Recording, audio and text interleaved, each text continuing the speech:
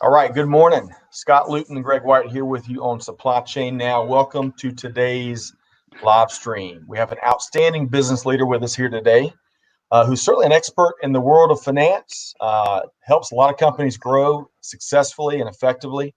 And stay tuned for insights on exactly what that means in this challenging environment. So more on that in just a moment. Quick programming note. If you like our live streams, check out our podcast. You can find us and subscribe wherever you get your podcast from. We should also thank a few of the sponsors that allow us to bring these thought leaders and programming and best practices to you, our audience.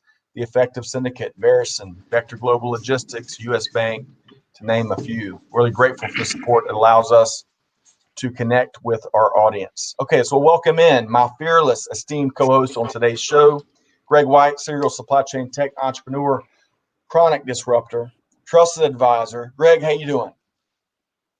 I'm doing great, Scott. Actually, I'm glad that we got to make this connection and pretty timely. So Steve and I worked together some, and we were just talking about some of what we're experiencing with other companies that we advise or work with. And some of what Steve shared yesterday was so compelling. We just felt like it was important for companies, particularly in this time, to get this information sooner rather than later. So thanks a lot, Steve, for being with us as quickly as this. I know you're busy, especially right now.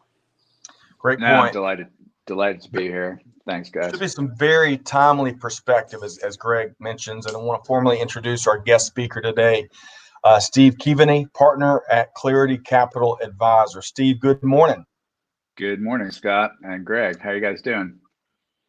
We're doing good, man. Certainly, like you and your family, we're all navigating these unique times together, getting a mix of news, but we're going to break through. And I'm really as busy as you are, as Greg has mentioned.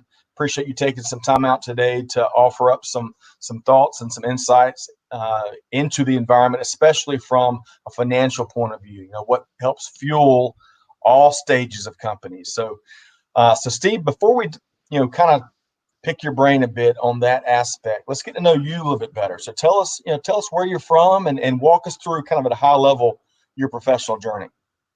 Sure, that's great. Thanks, Scott.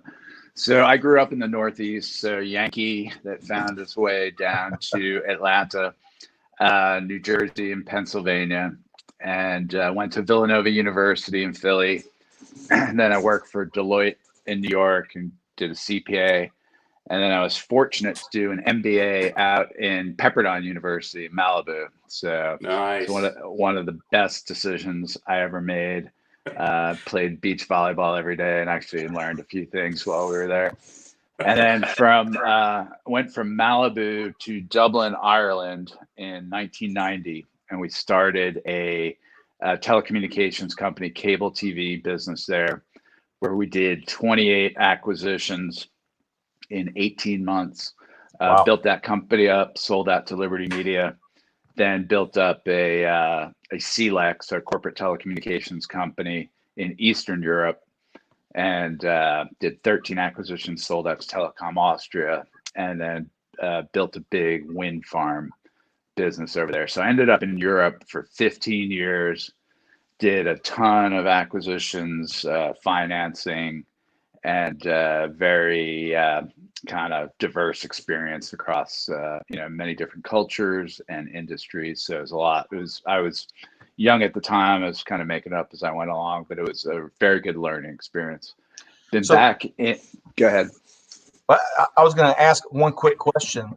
With all of that wealth of acquisition experience and leading all those moves, what's one thing that might be a common element that business leaders should be thinking about, almost regardless of the environment, as getting through all the M&A activity? Yeah, well, the one thing that a lot of people talk about, but people really don't understand, is the company culture. So, everybody, talks about it, but when you're trying to do acquisitions and put businesses together and you want that to be successful, the company culture, really understanding and really taking the time to, map out who the leaders are going to be, how they're going to work together. Are you really going to end up with a 1+1 is more than 2 type of team? Is something that you can't learn in a textbook. It's just something that comes through experience, and you got to make mistakes and learn from them. But I would say, of everything that I've seen good deals and bad deals, obviously, over the years. Really taking the time to, really map out and think through what the culture of the business is going to be, before and after, and how that's going to work out. Because I've seen that, really backfire on some investors. Yep. So continuing on, before we take a turn and start picking your brain on some of the challenging elements we're seeing here today, and how to break through some of those and some of the resources. I didn't want to interrupt your professional journey. So maybe what are you doing today? So I've been in Atlanta almost 15 years now, and been the last number of years been working with growing companies, going in, basically optimizing those companies, and then selling them mostly to private equity businesses. So worked for a $300 million transportation company, which we sold to a private equity group, a $100 million e-commerce logistics business that we sold, and then a telecom technology company that we sold last year. So I partnered up with a gentleman, his name's John Stanier, and John and I did our first deal back in 1994, where he was with JP Morgan, and he put together a syndicated loan facility for our business in Europe at the time. He was based in London. So John's been a career investment banker, was with JP Morgan, Merrill Lynch, and then has been running a boutique corporate finance group out of North Carolina for the last 15 years. So, we've been doing deals together over the years. John helped us with our last company, and, we can kind of finish each other's sentences at this point. So he left his group, and we partnered up and formed a company called Clarity Capital Advisors. And we also partnered with a regional accounting firm in Florida and Georgia called Hancock Askew. So they have about 200 professionals in offices in Miami and Tampa, Savannah, Atlanta, and then obviously we have some folks in North Carolina as well. So kind of have that Southeast regional approach, been working with companies across a wide variety of industries and helping them really with strategy, capital markets, financing, obviously companies that want to sell. We not only do we help them run a process to sell their business, but we really get in and really get into the detail in the business and figure out what the value drivers are of those companies, so that we can help them adjust the levers and really get an optimal output or optimal exit for the shareholders. So our website name is actually clarityexit.com. So really, we're really all focused about the optimal exit for shareholders. And you may have a business today that you're not going to exit for a couple of years, but there's things you can be doing today that will drive that ultimate valuation on your exit. So that's what we're all about. So one of the things that you do is help companies find financing. Actually, that's how we met many, many years ago. And to position that financing so it's really beneficial for the shareholders, as you talked about there. For dummies, it's help people who are really good at running a business understand how to position and fund a business to be successful in what I feel like are really, really complex financial environments. And we have worked together over the years and kind of built this team of people who have various skills, the super friends or whatever you want to call them, who have various skills. And what you've done with what you're doing at Clarity is kind of formalize that, where we used to just meet and eat bagels and talk about it and kind of figure out who was the appropriate resource for various companies. So I love what you're doing there. And particularly in this environment, I know because you're the de facto or maybe even fractional CFO for some companies, though I know that's not your preferred role, but you're effectively the CFO for companies that can't afford a full CFO. So you're really helping them navigate these difficult financial times. You've seen some of that. So can you share a little bit of what you are seeing in terms of financial difficulties put on companies because of what's happening with coronavirus right now? Yeah, so it's been, the last 2 weeks have been, probably the most challenging, really of my career, I would say. We've seen dramatic impacts on, a number of different businesses, both companies that are existing clients of ours, but also we deal with a lot of the clients that are clients of the accounting firm, our partners at Hancock Askew. So we're working with them as well and giving them advice and helping them kind of map out what the sequencing is and what they're going to do as these companies are challenged. We've been dealing with, a couple restaurant companies that obviously are severely impacted. We had the one company, one of our clients, was doing a run rate of 10 million revenue on Friday, and they ended the day Friday with zero revenue. So they went from 10 million to zero in one day. Wow. Yeah. So we spent.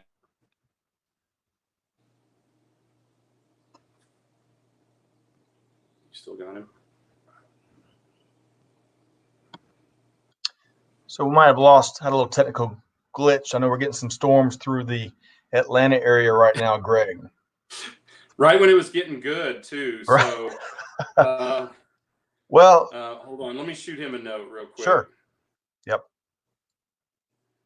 And so to our audience, we're talking with Steve Keaveney, partner at Clarity Capital Advisors. And the purpose of today's live stream was to not only share some of the things that he is seeing, Steve is seeing, given all of his experience in finance and helping companies grow and all the M&A activity, which probably will continue in many ways despite the environment. The pace may well slow down, but business, we all have to work together to find a way to keep business moving while addressing the huge challenges that we have.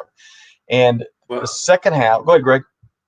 Well, I was just going to say, and because he's right there in it, I mean, and many of us are, right? We don't, here at Supply Chain Now, we just don't sit and pontificate about what's going on in the real world. We work with real world companies every day. And because he's right there in it with some of these companies, he saw this company's annual revenue evaporate in a single day. And we're seeing other kinds of impacts on companies, some good, mostly bad, but some good and some bad. And one of the things we want Steve to share with us when he gets back is to hold on a sec. I'm sorry.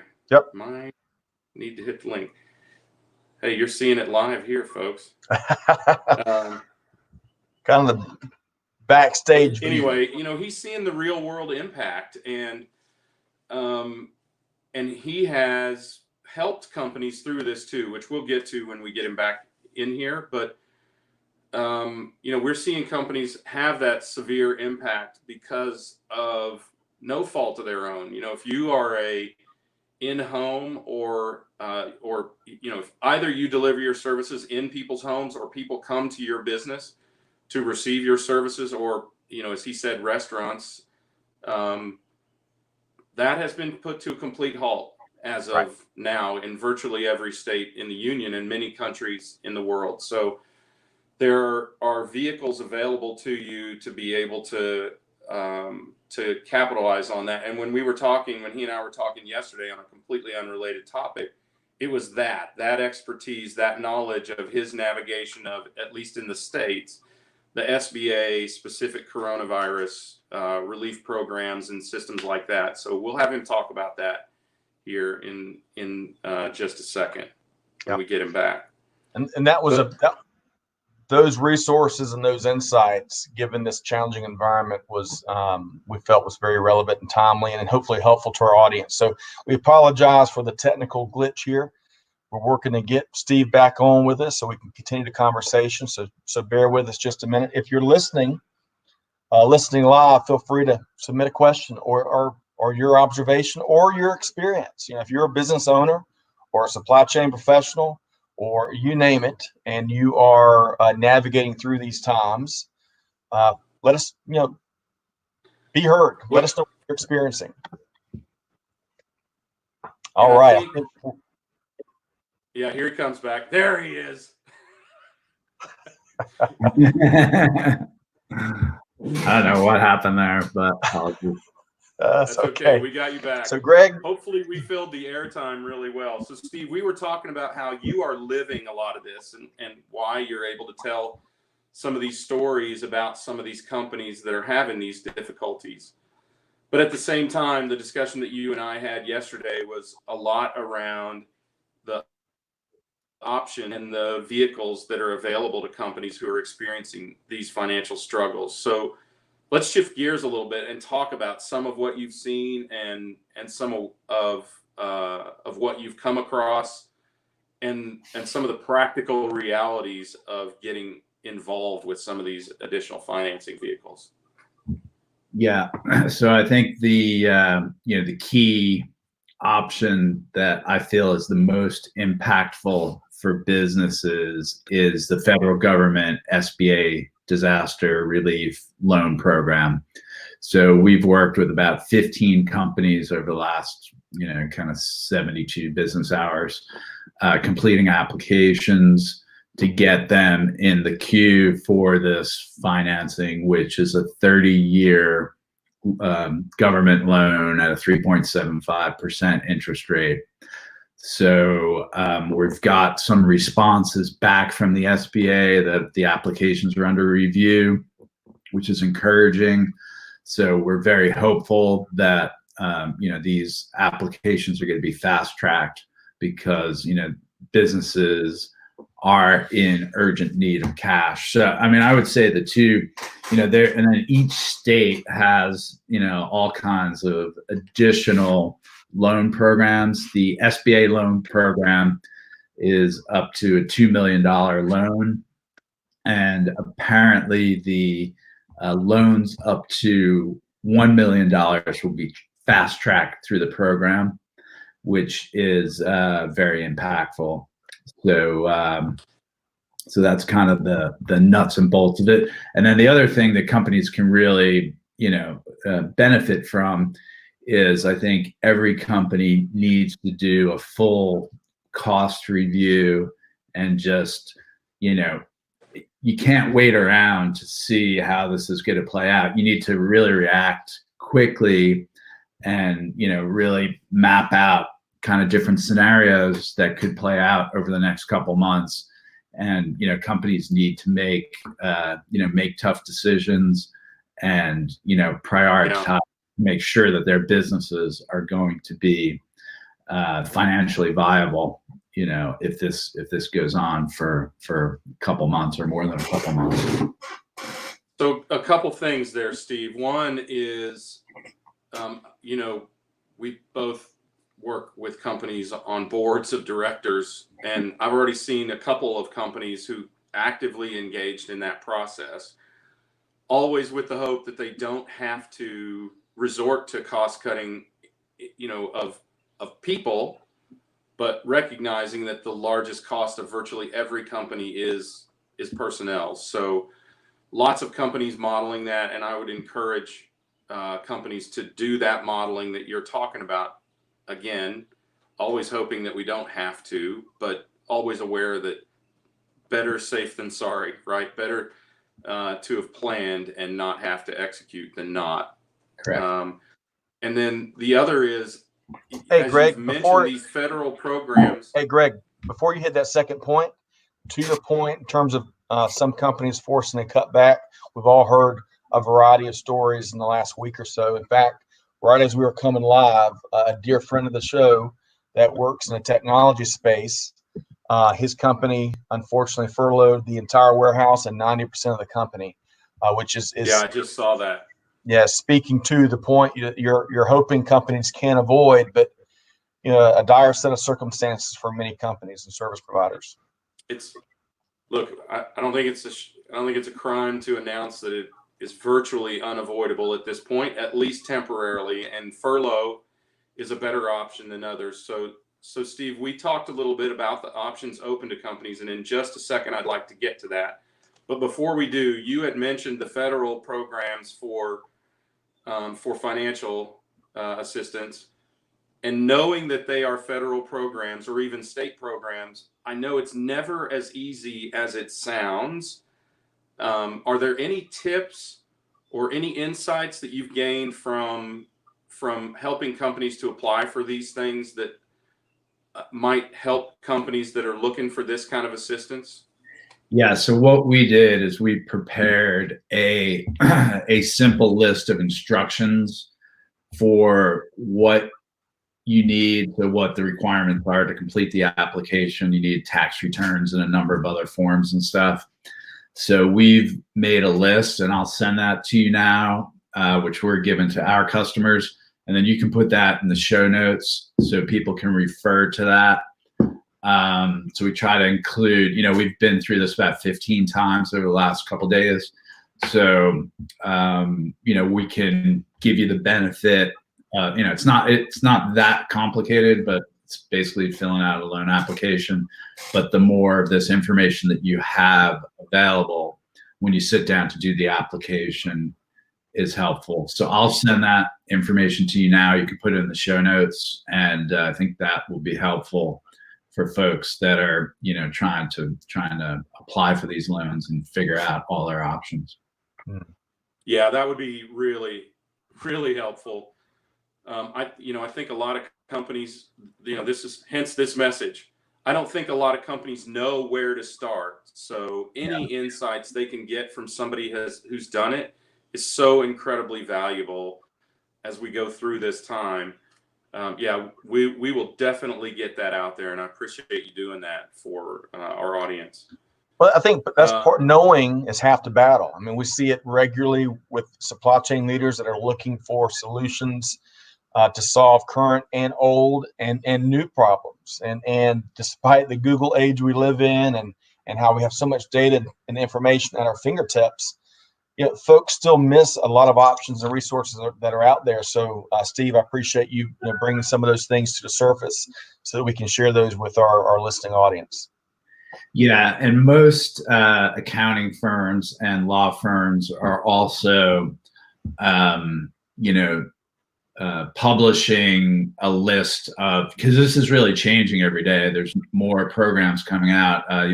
Yesterday I became aware Invest Atlanta has a program for businesses specifically in Atlanta.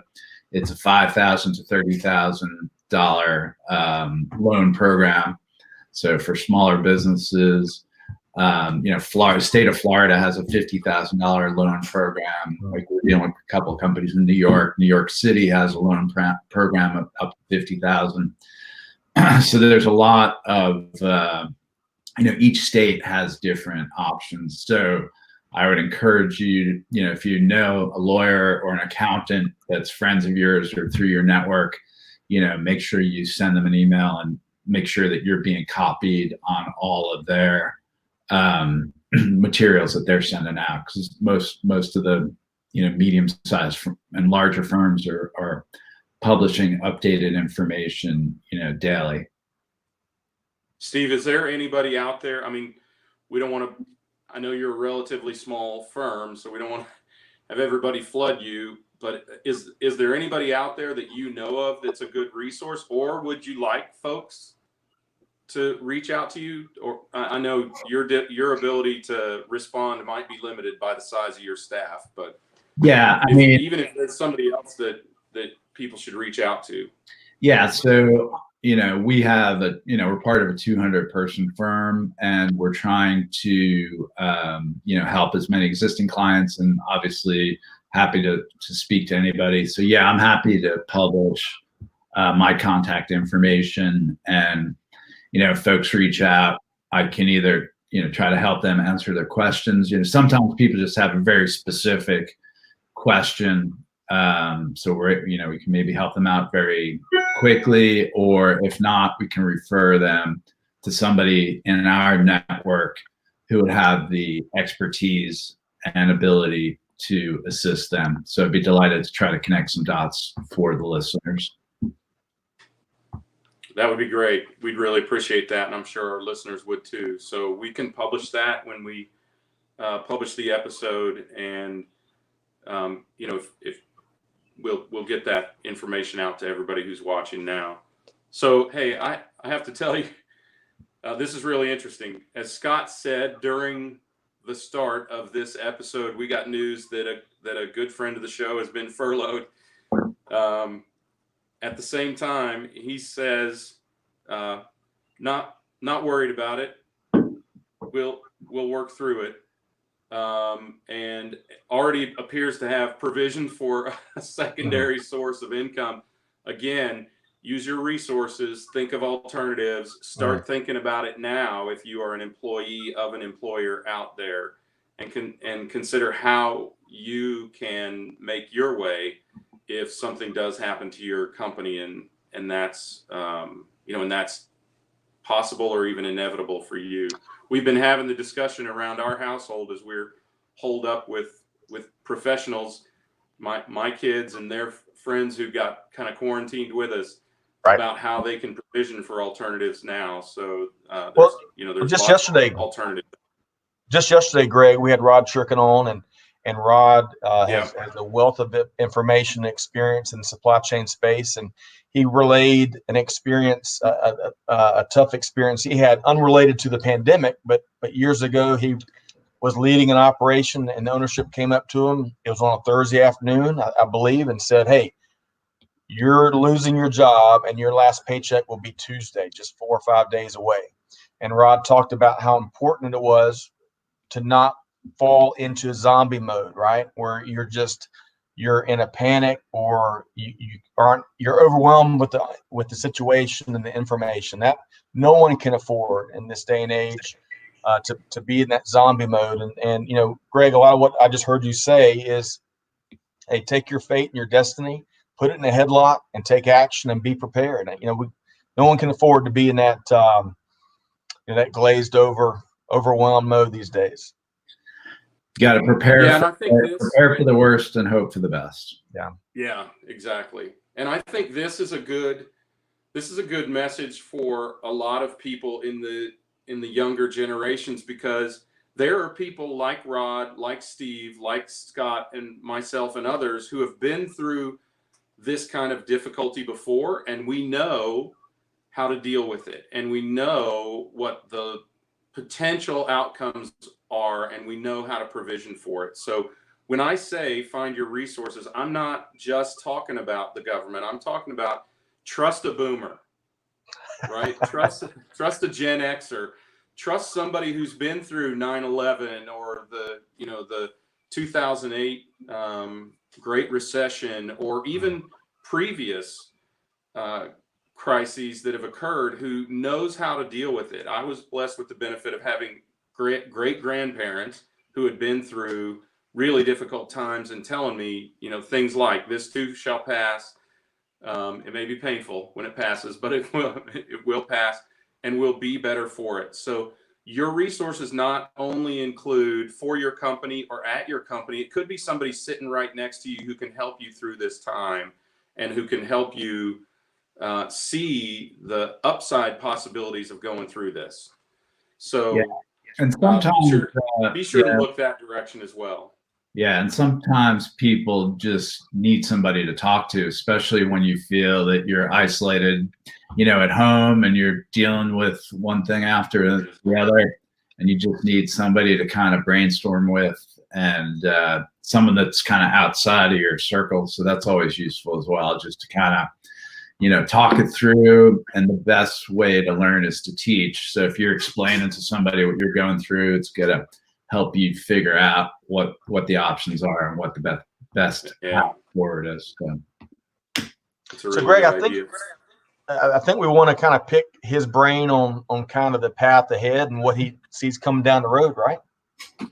Yeah. So to whatever extent you feel comfortable, Steve, I'm not asking you to Futurecast in a crisis situation, but potential scenarios, some of the things that maybe even the companies you're working for, as they struggle through this time, or, maybe even it's pure speculation, but as they struggle through this time, what do you see coming down the pipe for companies through this crisis?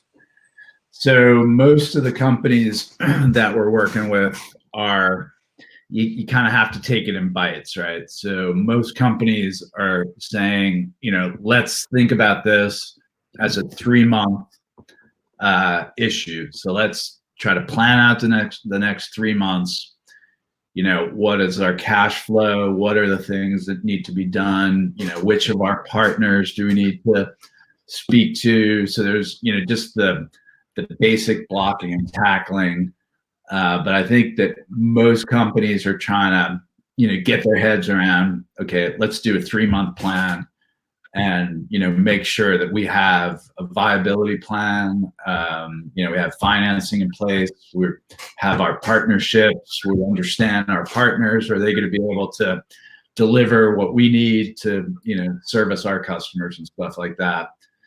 Obviously nobody really knows, could go on longer, but it's impossible for anybody to plan out, a 12-month, 18-month, just given the uncertainty.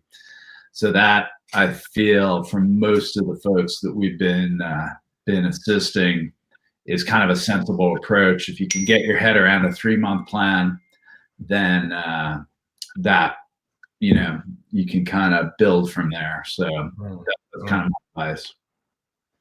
I think that's good advice, and that's what I've seen companies doing is whatever time frame they pick to plan over, they are breaking it into these 3-month chunks. And I was in a board call yesterday where we envisioned the next 3 months as downturn months, and hoping for the best, planning for the worst, and then a recovery period of 3 months. And I think if you just do those two things, plan for sustainability and business continuity, and plan for recovery, and you can slide the scale as, if recovery doesn't come in 3 months, you just slide that down the road, and you extend your business continuity plan for an additional 3 months, or revise it considering the conditions as time passes over the initial planning period, right? Yeah, you got to continually update it, but you need to start somewhere. So, right. You kind of, if you try to do a long-term plan, you'll end up not getting anything done. So you just need to kind of take it in bites, take it in chunks, and, try to figure out, all the moving parts, and just, focus on the short term. And then, hopefully there's going to be, a big recovery, when this, everybody's excited to go out to dinner and, go on trips, and, so right. I think, well, there's a reason why one of the trending hashtags on Twitter is when all of this is over with. I think we're all, I mean, not to, we want to keep the proper tenor and, keep things in perspective, but we're going to get through this. And to your point, Steve, once we overcome this challenge we're facing, we are going to take a pause and celebrate as we try to get back and fight back to get to normalcy. So such a unique time right now.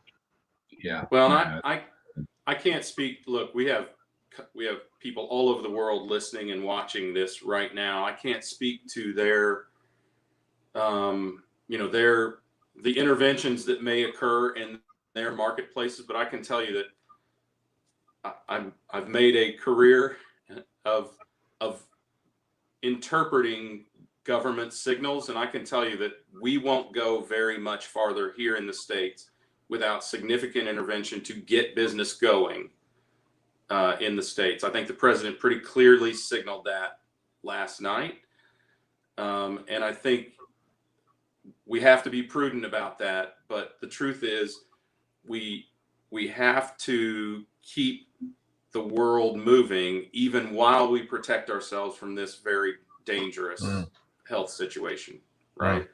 Absolutely. So I think we'll start to see some intervention in the coming weeks. I don't know exactly how long. I hope that we are prudent about how we handle the health issues around this before we start to see that intervention. And I think that if companies prepare, and Steve, I think one of the most important things that you talked about is financial planning. If they prepare a financial plan, then there are vehicles available to them right now that help alleviate this concern.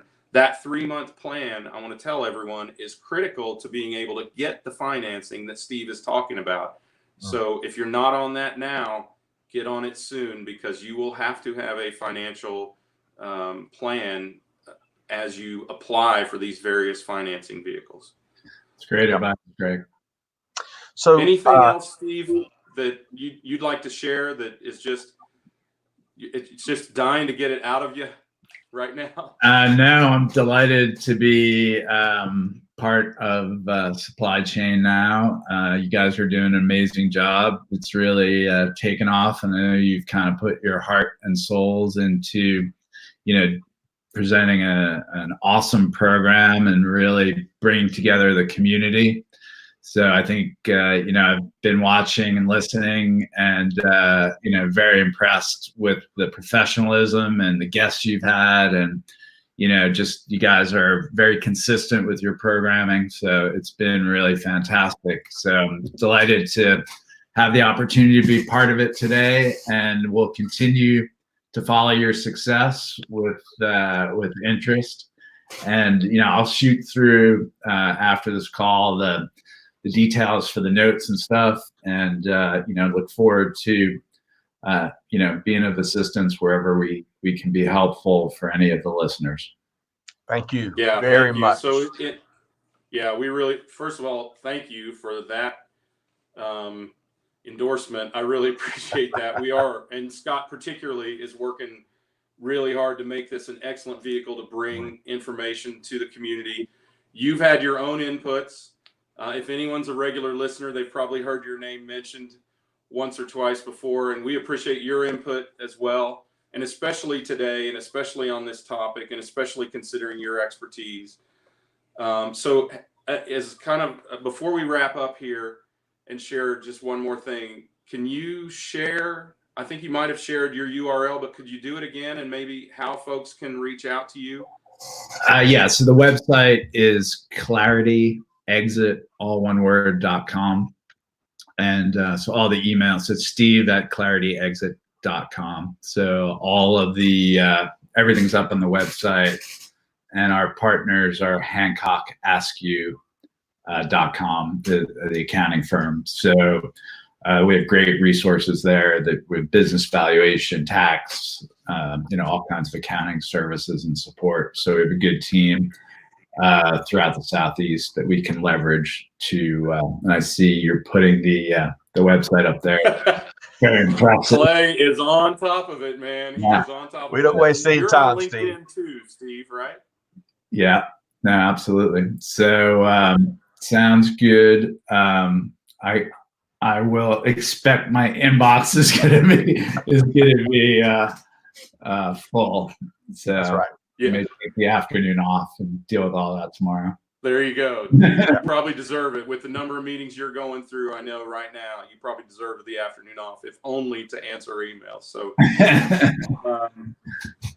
so let me share before we wrap up here. Let me share just one more thing, and that is tomorrow we have our Stand Up and Sound Off event, 3 to 4:30 p.m. Eastern Time. So sorry if it's a little late for you, for some of you overseas, particularly to the east of us, but we want to have a discussion around things like this, topics like coronavirus and how it's impacting businesses, the supply chain, and people's health. It's an opportunity for you as our listeners to come in and sound off, be heard, or just listen, whatever you prefer to do. If you have a question, a comment, argument, refutation, a C story, or a clean joke, we would love to hear it. or if you just want to hear from some of the experts that we're going to have, and we're going to have a number of folks who are studying this topic who are going to sound off as well, please join us and speak or listen as you see fit. But this is a great opportunity for all of the information in one fell swoop. Steve, if you have time, would love it if you could join us, and maybe people might have some follow-up questions for you. If not, hey, we understand, but if you can join us, we would sure appreciate it. Okay. Absolutely. We're surpassing, I think, 400 registrants from folks around the world. Great opportunity. We are there serving as a broker of information and experiences and perspectives, and looking forward to a great conversation. David Schillingford, Peter Bolstorff, Enrique Alvarez, Enrique and Vector Global Logistics, they're moving medical supplies and critical supplies around the world. So really looking forward for their insights. It's going to help everybody. Fantastic. Want to thank Steve Keaveney, again, partner at Clarity Capital Advisors. The links to his website, as well as the link to his LinkedIn profile, is already on the show notes. Steve, thanks again. All the best to you and your team and your family, and appreciate you carving some time out with us. All right. Awesome. Have a great rest of the day. Thanks, everyone. All right. So lastly, Thanks, to our everybody. audience, be sure to check out other upcoming events, replays of our interviews, other resources at supplychainnowradio.com. Find us and subscribe wherever you get your podcast from. On behalf of the entire team, Scott Luton here. On behalf of Greg White, Greg, thanks for your time once again. I'll tell you, so much good stuff to get out there. To our audience, have a successful week ahead. Stay safe. Follow the expert advice and precautions that are out there. Don't panic. Brighter days ahead. We'll see you next time on Supply Chain Now. Thanks, everybody. Thanks.